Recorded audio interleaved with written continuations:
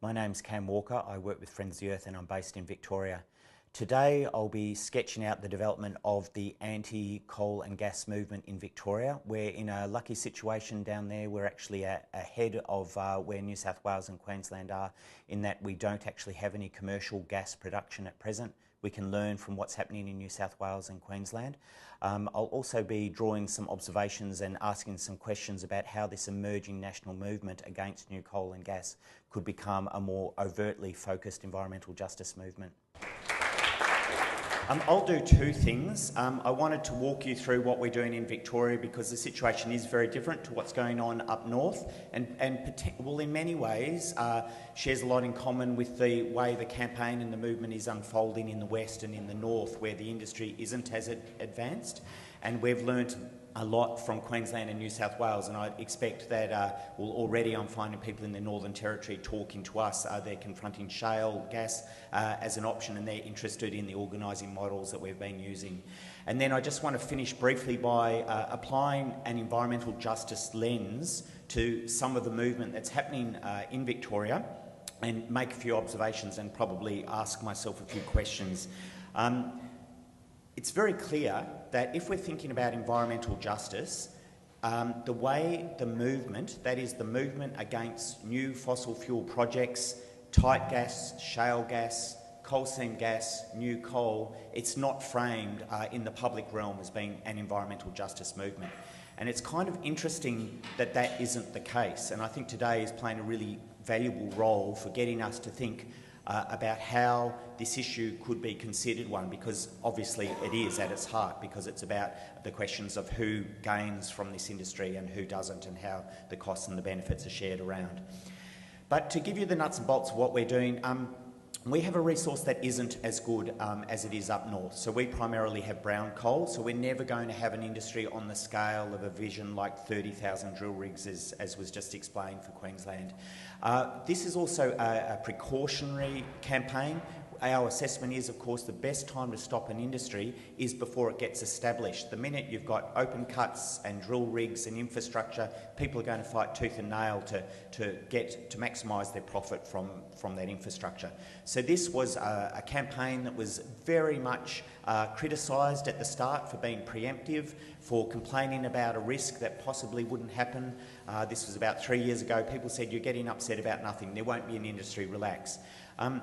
But what was very apparent was there had been close to 3 decades of people in Victoria looking for unconventional gas. And of course, everyone has seen Gaslands, the video. Everyone is familiar with the campaign against coal seam gas, and that's what's really exercised people in Victoria. But the real risk in the short term is likely to actually come from tight gas. And with that comes a whole series of similar issues around chemical use, the use of hydraulic fracturing, and the potential for groundwater contamination. So a couple of years ago, it became apparent Queensland was going off in terms of the industry getting established. We just looked at the maps and we were terrified to find that basically a third of our state was under exploration licence permit for coal seam gas and or coal. And we also have a secondary set of legislation under the Petroleum Act, which looks at tight gas and other gases. And as was mentioned earlier before, I think it was Jess who said New South Wales is more than 100% under exploration. It's not quite that bad in Victoria, but in many places we have a permit for, say, coal seam gas or coal bed methane, and also tight gas. So there are real areas where they're really actively seeking to establish a commercial industry. We have had test fracking for tight gas and coal seam gas. There's been no commercial production, and we've also had a coal industry which we rely on just for domestic use, not for export, as is the case up north, but which is imminently going to be expanded. And we're expecting an announcement in Victoria fairly soon about a tender process to open up vast new areas of brown coal in our state, and that the notion of an export industry is also being promoted by the state government. So we thought we need to get in there, we need to knock this off, and looking at a third of the state being under exploration licence, we looked for the places where we thought we could win with some brief skirmishes. So in 2010, we focused on the west of the state, and we brought Drew Hutton from Lock the Gate down and drove him around for a week, and we partnered with the EDO who presented the legal side of things, and basically we helped to mobilise people sufficiently that the community forced companies to relinquish 6 exploration licences and 1 coal mine proposal. So in the space of about 8 months, we basically won in Western Victoria. In 2011, we refocused east because that's where the battle will be. The coal resource is better, there's a bit of black coal, and it would appear that the coal seams we do have, the brown coal seams, are much more likely to contain commercially viable CSG gases. So this will be where we're going to be fighting for the next couple of years. We did all the usual stuff. We built the issue in the media. We sought out allies, traditional allies first and foremost, the local sustainability groups, the climate groups, etc.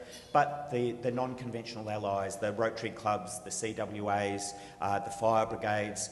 We've had incredible luck by going to rural suppliers, the people that provide, fencing wire and watering pipe work and things like that, and going and explaining to them the potential risks of CSG contamination on communities, and they have then become, if you like, viral pathways to put information back out into the farming community in a way that we just couldn't do, being essentially urban greenies.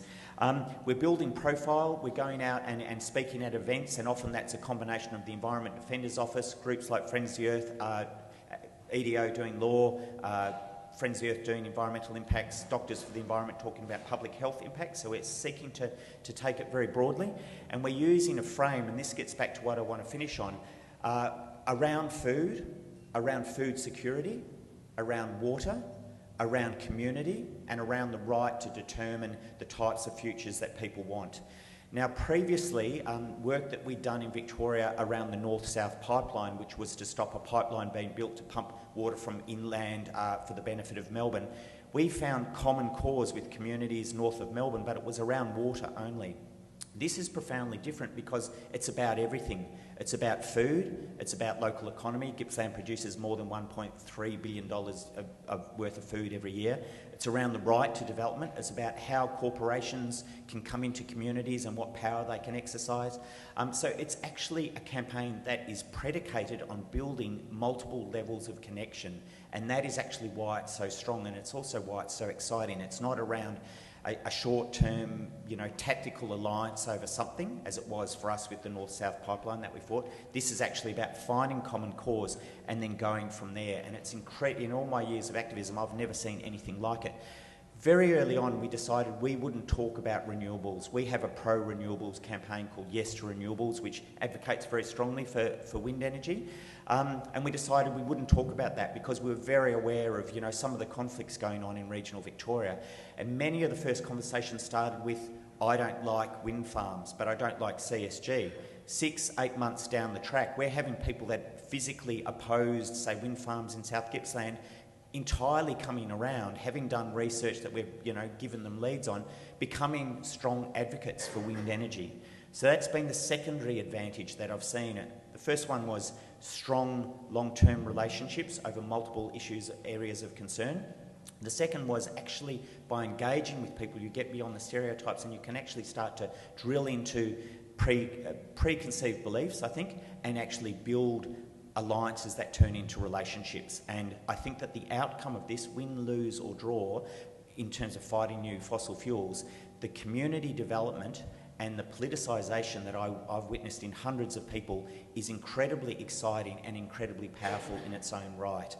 So that's another thing, I think, just to kind of park and think through. We've supported the development of local groups. There's now about 11 groups around Victoria, all locally run, all independent, working against new coal or coal seam gas. Coal seam gas exercises people's fears around groundwater contamination. But it's also a pathway that allows us to talk about coal. Coal in Victoria is much harder to mobilise people on in regional Victoria because there's a sense that will just happen in the Latrobe Valley. So if you're in South Gippsland or East Gippsland or Western Vic, it won't impact on you. So that's the third thing, is CSG as an issue, even though tight gas will actually be the thing we're going to be fighting in the next couple of months in Victoria, CSG gives you the pathway to allow you to talk about other fossil fuel developments, which in turn leads you to a conversation around energy futures. And in that context, wind energy and renewables look profoundly different to a farmer than they do if they're just saying, I don't like the look of turbines on those hills. So again, it's around developing transformative relationships and perspectives on things. Out of supporting the local groups, we now coordinate them. So we have a monthly, what's called the Gippsland Alliance meeting, where we share strategy. Out of that has come training. So we've brought Annie Keir and Aidan Ricketts down from New South Wales to share their experience around community, CSG and coal-free community building. We've had our first township declare itself coal and CSG-free, a little hamlet of 400 people called Poowong. That was done in February this year. They door-knocked their entire postcode and they got more than 95% support for the proposal. That then has gone like wildfire. There's about another 7 or 8 communities currently doing their surveying and their door-knocking, so there will be further proclamations in coming months. Of course, we have something for the government to do. So, that went incredibly quickly. Which is around a moratorium. Now, a moratorium is not really where we want to get to. We want the creation of no-go zones, but a moratorium in the early days was a reasonable ask. We started with that. Now that communities are declaring themselves CSG-free, the next stage is to ask the minister to use their powers under what's called the MRSD Act, which gives the right for the minister to say, I'll declare this area a no-go zone for mining for whatever reason. It's very open, and so it's a pathway of educating, mobilising, training, and then having a really strategic and focused approach to applies pressure. The other thing, of course, is 2010 we got a coalition government come into power. The Nationals control Gippsland, which gives incredible power to the Gippsland community, and that was essentially having a campaign that focused on local governments and applying pressure to the local national MPs got us the moratorium and also a ban on the use of BTEX chemicals.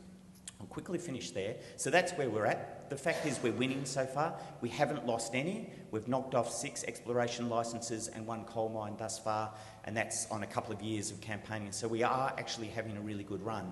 To finish, environmental justice is a core principle of how Friends of the Earth operates its campaigns, and it's interesting that it's not a strong narrative in this campaign, certainly in Victoria.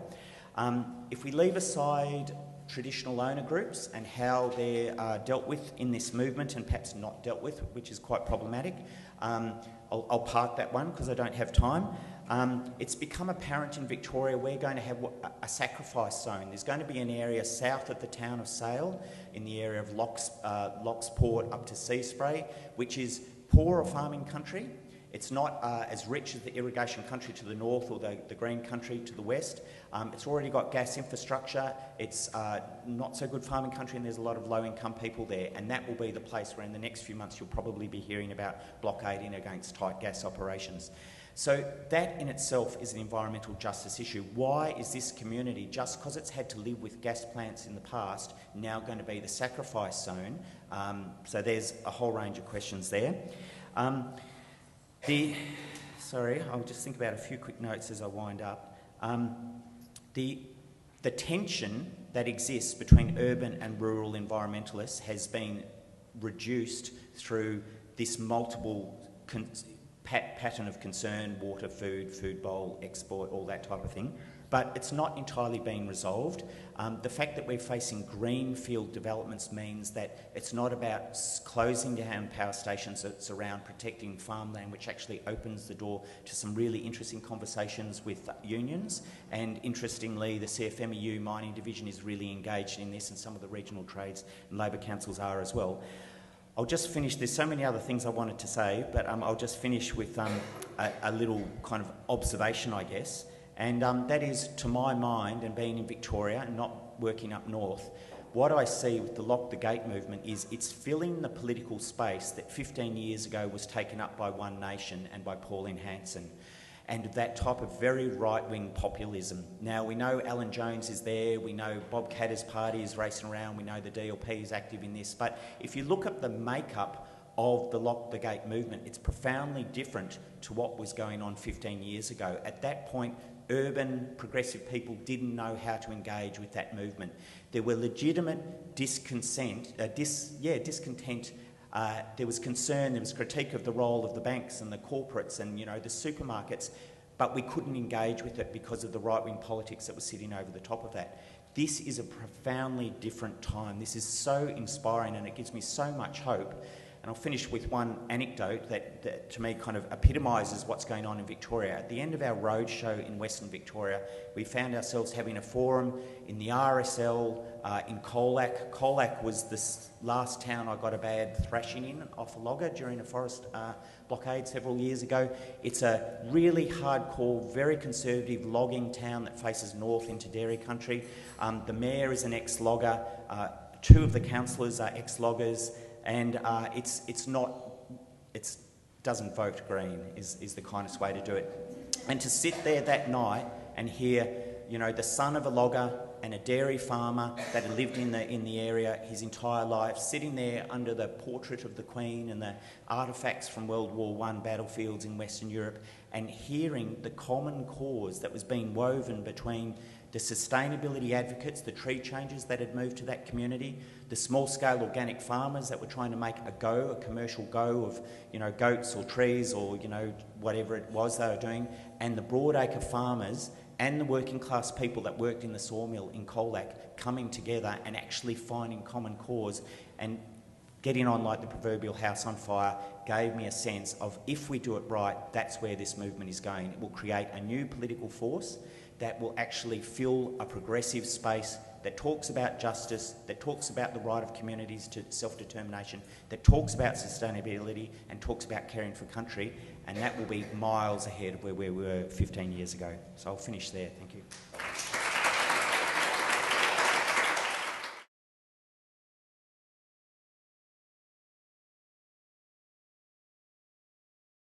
By applying an environmental justice lens to some of the movement that's happening in Victoria, and make a few observations and probably ask myself a few questions.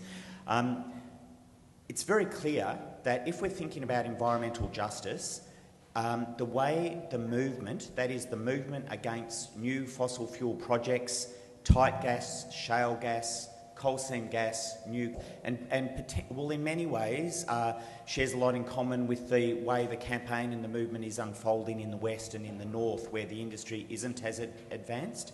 And we've learnt a lot from Queensland and New South Wales, and I expect that, well, already I'm finding people in the Northern Territory talking to us. They're confronting shale gas as an option, and they're interested in the organising models that we've been using. And then I just want to finish briefly.